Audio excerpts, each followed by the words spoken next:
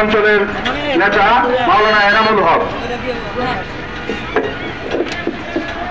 আলহামদুলিল্লাহ রাব্বিল আলামিন ওয়াসসালাতু ওয়াসসালামু আলা সাইয়্যিদিল মুরসালিন ওয়া আলা আলিহি ওয়া আসহাবিহি আজমাইন।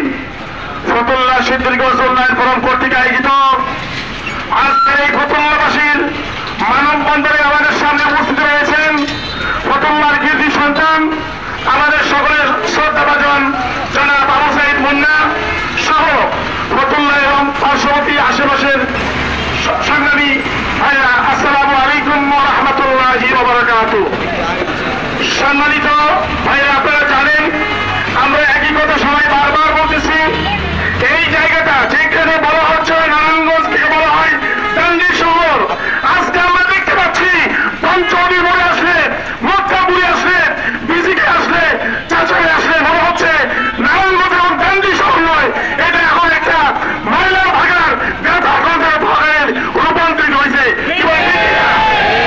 আমরা দ্রুত প্রশাসনের দৃষ্টি আকর্ষণ করতে চাই, যত দ্রুত সম্ভব এখানে লক্ষ লক্ষ শ্রমিক ভাই এবং বোনেরা, অসুস্থ মা বাবারা, আমাদের ছোট্ট ছোট্ট কর্মবতী সন্তানেরা লেখাপড়ার জন্য নারায়ণগঞ্জ শহরে যেতে হয়, প্রশাসনিক কাজের জন্য আমাদেরকে নারায়ণগঞ্জ যেতে হয়, কাজের সুবিধার জন্য আমাদের মুন্সিগঞ্জ যেতে হয়, ফতুল্লাহ যেতে হয়। কিন্তু আমরা দেখতে পাচ্ছি এই জন্য কোনো সুস্থ মানুষ চলার মতন কোনো পরিবেশ নাই। এখান থেকে উত্তরের জন্য, দ্রুত সময়ের জন্য আজকে আমাদের নেতৃবৃন্দ হাতে বিকাশ দেবে যে কয়েকদিনের মধ্যে, এই সময়ের মধ্যে প্রশাসনের দৃষ্টি আকর্ষণ করবো, আপনারা কাজ শুরু করেন। না হলে মনে রাখবেন 5ই আগস্ট একটা চলে গেছে, সামনে কিন্তু আবার 5 তারিখ হয়ে গেছে।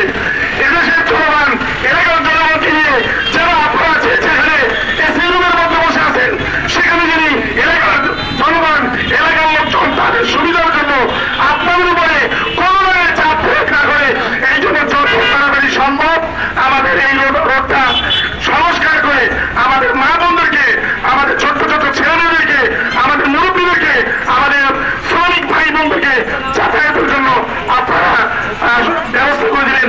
আপনাদের কাছে সেই আশাবাদ ব্যক্ত করে আমি আমার সংক্ষিপ্ত কথা শেষ করছি। আমিন ওয়া আখিরু দাওয়ানা আলহামদুলিল্লাহি রাব্বিল আলামিন।